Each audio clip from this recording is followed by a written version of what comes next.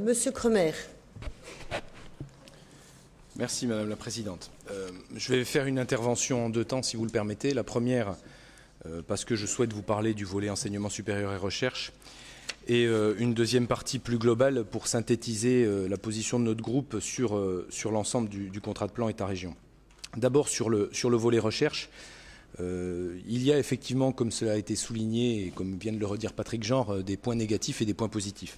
Alors je veux surtout retenir les points positifs, avec quand même les bémols que nous soulevons depuis quelque temps sur la fusion ou la commu ou l'université fédérale, enfin tout ce qui va amener à ce que nos deux universités se rejoignent à terme entre la Bourgogne et la Franche-Comté. Je veux également en préambule répondre partiellement à l'interrogation d'Éric Durand sur le montant des crédits qui étaient alloués dans le précédent contrat de plan État-région. Je veux rappeler quand même que le bâtiment Thémis était inscrit à l'époque dans le contrat de plan, que par la force des choses, ce bâtiment n'ayant pas vocation à être fait à chaque plan, les crédits s'en trouvent forcément tronqués puisque l'investissement bâtimentaire n'a plus lieu d'être au niveau des sciences. Les points positifs que j'ai relevés, c'est en termes d'excellence, en termes de renforcer l'excellence de la recherche. Je crois que tous les points forts de la recherche, qu'ils soient à la fois en Franche-Comté et en Bourgogne, sont soulignés et sont renforcés. Et notamment l'innovation, qui est aussi la source future de notre économie au sein de notre région ou de nos régions, mais j'y reviendrai dans le cadre des rapprochements des deux CPER. Que ce soit l'alimentation, que ce soit le territoire, que ce soit bien évidemment le patrimoine, les matériaux avancés, les microtechniques qui sont notre point fort ici, la santé, et vous savez à quel point j'y tiens, l'ingénierie cellulaire ou moléculaire, tous ces points qui font notamment qu'en Franche-Comté, notre recherche brille par son excellence, sont soulignés ou renforcés, ou tout au moins balayés par l'ensemble des volets du contrat de plan État-région. Le numérique, bien évidemment, je n'y reviendrai pas, Patrick Bontemps en a parlé, c'est, je crois, aujourd'hui un domaine sur lequel il faut absolument s'appuyer, et le retard pris en matière numérique dans certains de nos départements est tellement fort, je crois que si le numérique n'y figurait pas, ça serait effectivement aussi une erreur. Sur la partie immobilière, maintenant que le programme Thémis est terminé, le CPER qui nous est proposé aujourd'hui, là aussi balaye tous les volets de ce qui est nécessaire pour une formation et un enseignement supérieur de qualité. Les bâtiments de formation, les résidences universitaires avec des bémols, mais je veux dire, rien ne peut être parfait. Par contre, je note avec plaisir que le siège de la future commu est situé à Besançon. Ce qui est un message important, je crois, par rapport au point que nous avons soulevé souvent sur une forme d'OPA de l'Université de Bourgogne sur l'Université de Franche-Comté. Je dis bien une forme, il ne faut le prendre que pour la formule rhétorique que cela veut être, puisque la crainte de notre groupe, la crainte des universitaires, c'est effectivement que toutes les formations, que la gouvernance de l'université future, quand elle sera fusionnée, soit phagocytée par la Bourgogne.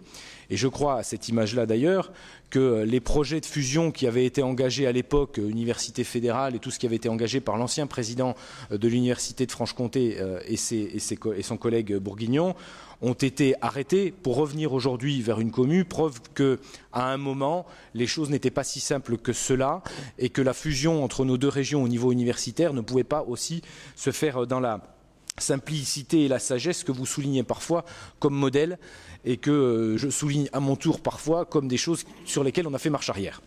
Enfin, deux choses. J'ai noté le dernier point, bien évidemment, l'évaluation, qui est une très bonne chose, qu'on réclame systématiquement, mais qui est aujourd'hui indiquée clairement.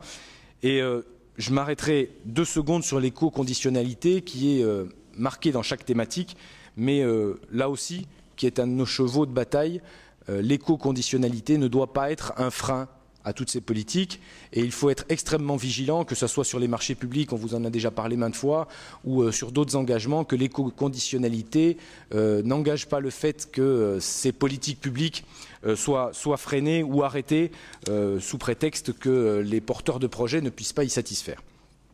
Maintenant, sur l'ensemble du contrat de plan État-région, Patrick Jean vous l'a dit, c'est un exercice difficile. C'est un exercice difficile à la fois sur les thématiques, puisque certaines rencontrent des points positifs, certaines rencontrent des points négatifs.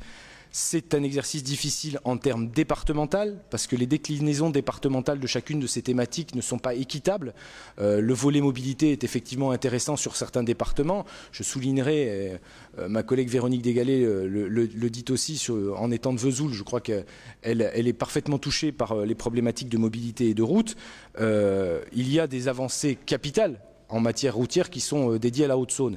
Et là aussi, pour répondre à Éric Durand, je crois qu'il est temps aujourd'hui de le faire, et que les freins qui ont pu être mis sur les différents projets routiers, notamment en Haute-Saône, pour lesquels les écologistes ont parfois beaucoup contribué à y mettre un coup d'arrêt fort, je pense notamment au projet autoroutier entre Langres et Vesoul. Je crois qu'il est temps aujourd'hui qu'on mette un point fort sur le volet routier et sur le volet désenclavement de notre département. Maintenant, bien évidemment, là aussi, si on veut se comparer avec les régions voisines qui, elles, ont mis le paquet à l'époque, peut-être avec moins de contraintes écologistes que celles que nous rencontrons en Franche-Comté, elles ont mis le paquet sur le volet routier. Alors forcément, elles sont plus avancées, elles en ont peut-être moins besoin aujourd'hui dans leur contrat de plan État-région. Je crois aussi que les arguments que nous avons développés autour de la dette, et c'était les vôtres aussi, Madame la Présidente, quand nous comparons les dettes de la Bourgogne et de la Franche-Comté, vous avez dit à ce moment-là que les investissements qui avaient été faits en Bourgogne étaient plus conséquents et que cela pouvait l'expliquer. Nos arguments sont toujours valables. Néanmoins, je crois qu'à un moment, il faut être juste quand on compare les choses. Si la Bourgogne est plus avancée et qu'aujourd'hui elle bénéficie de moins crédits sur le volet mobilité, c'est forcément qu'elle a investi beaucoup plus dans le passé et qu'elle n'a peut-être pas eu les freins que nous avons rencontrés. Cet exercice est difficile aussi au sein des groupes politiques. Je crois que dans votre majorité, vous l'avez dit avec ironie sur la biodiversité. Nous avons aussi des divergences dans notre groupe sur certains points. Nous avons des divergences entre groupes. Et je crois que quand on entend parler Sophie Montel sur ses préoccupations pour les citoyens franc-comtois, avec tout un catalogue de choses que nous n'avons pas fait, que nous ne faisons pas, que nous n'en avons pas parlé, je crois qu'à un moment, nous aimerions aussi l'entendre sur la mise en œuvre des projets dont elle parle, parce qu'il est toujours facile de se préoccuper des franc-comtois depuis Strasbourg, mais à un moment, il va falloir aussi qu'on nous explique comment tous les projets qui sont listés peuvent être mis en œuvre, quelles sont les réelles politiques, parce que je ne pense pas que ce soit en brandissant la sortie de l'euro que nous arriverons à faire avancer nos territoires. Et en plus, je crois qu'à un moment, au-delà des envolées de manches et des envolées politiques, il va falloir à un moment mettre sur la table comment financer tous ces projets, ce que les élus locaux savent bien au quotidien puisqu'ils y sont confrontés. Il est toujours facile d'en parler, il est parfois difficile de le mettre en œuvre. Et quand on entend parler de collectivité illégitime dans le propos de Madame Montel, je voudrais aussi avoir quelques explications. Quand on siège depuis plusieurs années au sein du Conseil régional, comment on peut expliquer que la collectivité est illégitime? Les volets, je vous l'ai dit, certains volets sont intéressants, certains volets sont plus complexes. Nous devons à un moment d'avoir une position régionale. Nous avons des points qui sont contestés, des points qui sont arbitré par l'État, arbitré par la région. On peut regretter, comme l'a dit Patrick Genre, le mauvais timing qui conduit à 2 projets de CPER négociés avec l'État et élaborés séparément avec la Bourgogne et la Franche-Comté à moins d'1 an de la fusion, clairement.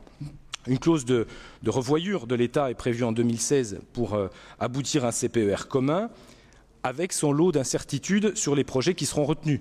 Quels seront ceux qui satisferont les Bourguignons? Quels seront ceux que les Bourguignons nous opposeront? Quels seront ceux que nous porterons dans l'ensemble Bourgogne-Franche-Comté? Quels sont ceux avec lesquels nous ne serons pas d'accord? On peut donc s'interroger sur les incidences de cette clause de revoyure, notamment concernant les opérations qui sont actuellement contractualisées au titre du seul CPER Franche-Comté. La fusion des 2 contrats de plan s'annonce donc bien difficile à réaliser au 1er janvier 2017. Sur l'aspect plus politique des choses, je crois que dans le contexte national, pour avoir balayé l'ensemble des CPER, nous avons constaté, à l'image de celui sur lesquels nous sommes en train de débattre, que beaucoup de projets ont été inscrits au niveau national, beaucoup de moyens ont été mis par l'État et par les régions à quelques encablures des élections. Les infrastructures réclamées, Éric Durand le disait tout à l'heure, depuis des décennies, apparaissent aujourd'hui comme par enchantement dans les contrats de plan État-région. Alors, pour espérer que tout cela ne soit pas de l'affichage, je crois que la vigilance reste quand même de mise sur l'exécution budgétaire de ces CPER dans un contexte financier plus que compliqué pour l'État, la portée juridique des engagements qui sont inscrits dans le contrat que nous allons voter ou pas, restant limitée. Je vous rappelle que le précédent CPER, beaucoup de choses y étaient inscrites, mais tout n'a pas été fait. Tout n'a pas été fait. Alors, toutefois, les investissements qu'il planifie ne doivent pas servir de programme électoral pour des élus en position délicate. C'est un élément, je crois, que nous devons débattre. Je crois que, Madame la Présidente, il est difficile, pour ne pas dire scandaleux, que vous ayez organisé, le 19 février dernier, la signature d'un protocole d'intention, inventé pour l'occasion, d'ailleurs, avec le président du Conseil général de la Haute-Saône. Les locaux de la préfecture de région avaient été réquisitionnés pour l'occasion, pour ce qui s'apparente à une véritable opération de communication, avant même le vote et la signature officielle du CPER. Pas la préfecture de région, c'était la région. Oui, j'ai dit quoi? Les locaux de la préfecture de région. Oui, pardon, les locaux de la région. Peu importe, la problématique reste la même. Ce contrat, s'il se veut à un moment consensuel ou équitable sur l'ensemble des territoires, ne peut pas être détourné pour servir d'argument électoraliste. J'y tiens. À l'image de ce qu'on voit au niveau national aujourd'hui, à quelques encablures des élections, où beaucoup de projets sont marqués, nous posons la question de la réalisation de ces projets.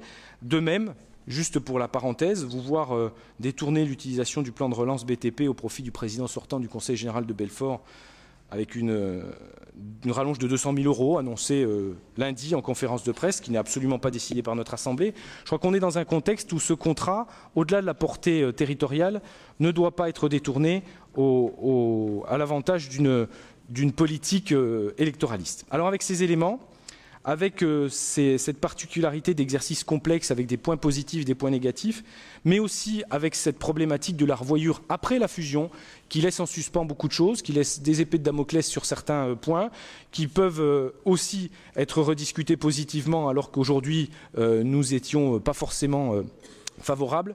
Notre groupe s'abstiendra sur l'ensemble du dossier avec, je le répète en conclusion, des éléments que Patrick Genre et certains de mes collègues ont soulignés de très positifs, certains sur lesquels nous ne sommes pas favorables, mais la clause de revoyure nous laisse sceptiques ou dubitatifs, pour reprendre les propos d'Éric Durand, sur la poursuite de ce contrat. Je vous remercie.